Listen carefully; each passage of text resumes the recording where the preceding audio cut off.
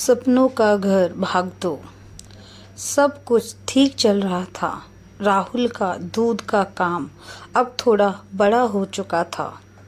सीमा की सिलाई भी अच्छी चल रही थी, लेकिन अक्सर जिंदगी जब बहुत सीधी लगने लगे तभी अचानक मोड़ आता है। एक दिन राहुल देर रात तक घर नहीं लौटा। सीमा को चिंता होने लगी।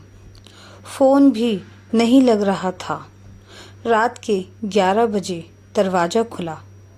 राहुल अंदर आया, लेकिन उसकी हालत ठीक नहीं थी।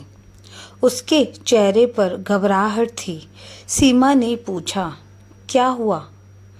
राहुल ने चुपचाप कहा, दूध सप्लाई में मिलावट का आरोप लगा है। सीमा के पैरों तले जमीन खिसक गई। गांव में बात आग की तरह फैल गई। राहुल मिलावट करता है। ईमानदारी का दिखावा था। जो लोग पहले तारीफ करते थे वही अब शक करने लगे। राहुल अंदर से टूटने लगा। उसने गुस्से में कहा, सब खत्म हो गया सीमा। सीमा ने पहली बार थोड़ा सख्त होकर कहा, सच क्या है यह तुम जानते हो और मैं जानती हूँ, बाकी दुनिया बाद में। लेकिन अंदर ही अंदर सीमा भी डर रही थी। कुछ दिनों बाद सच्चाई सामने आई।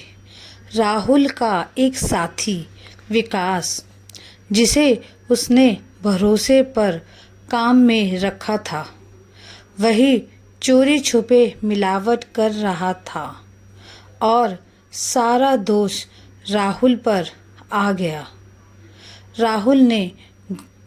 राहुल ने गुस्से में कहा, मैं तुम्हें छोड़ूंगा नहीं।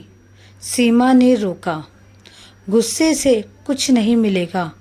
हमें अपना नाम साफ करना है। लेकिन सच सामने आने के बाद भी लोगों का भरोसा वापस नहीं आया।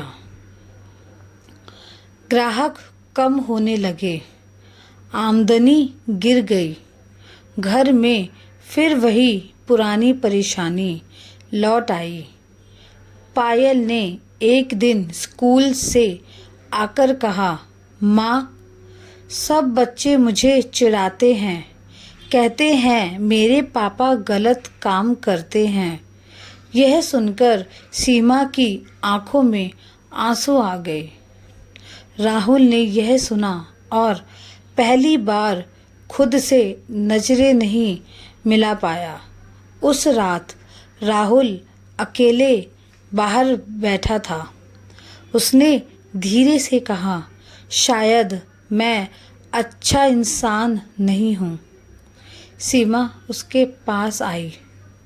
गलती तुम्हारी नहीं थी, राहुल बोला, लेकिन सजा मुझे मिल रही है। कुछ देर की चुप्पी, फिर उसने कहा, मैं ये सब छोड़ देना चाहता हूँ, कहीं दूर चला जाऊँ।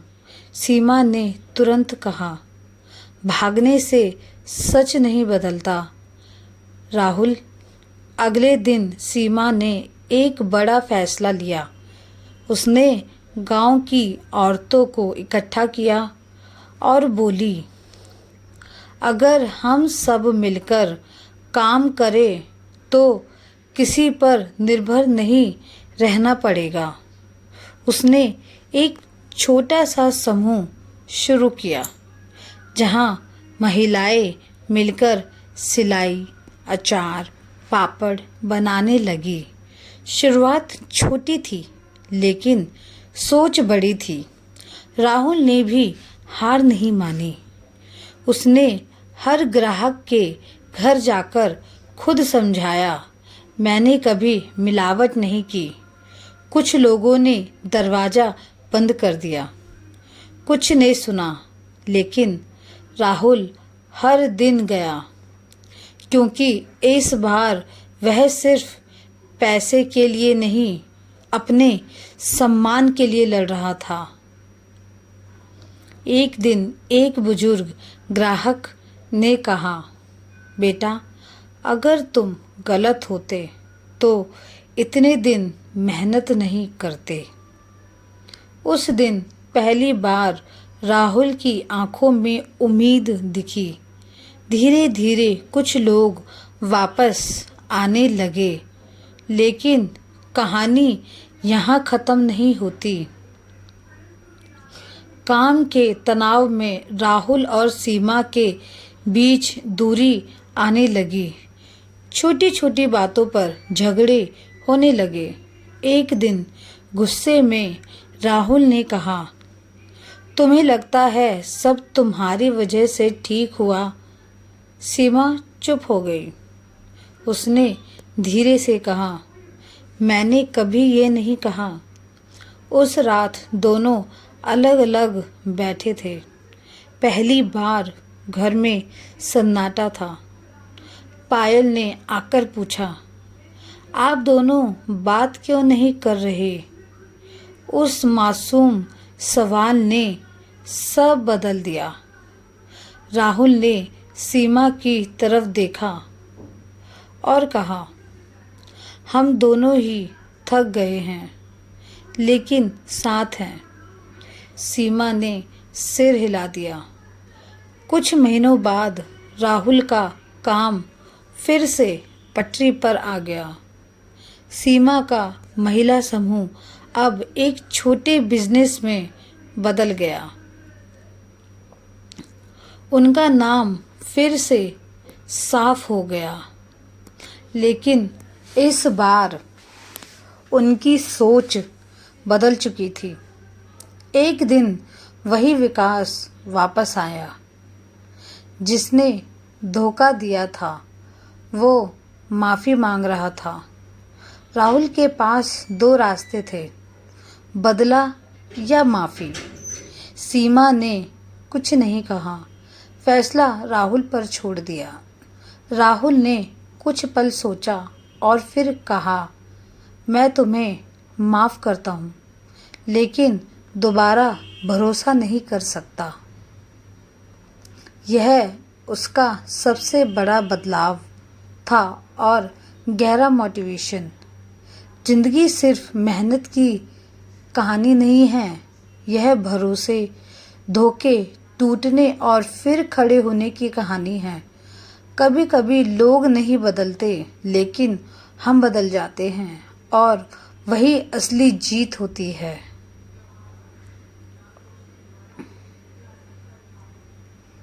इस कहानी का तीसरा भाग अगली वीडियो में आएगा।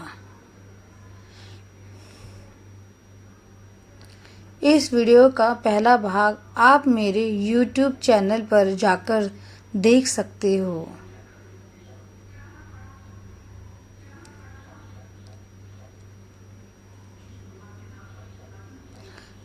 कहानी अच्छी लगी हो तो लाइक, शेयर और सब्सक्राइब करके जाना। धन्यवाद।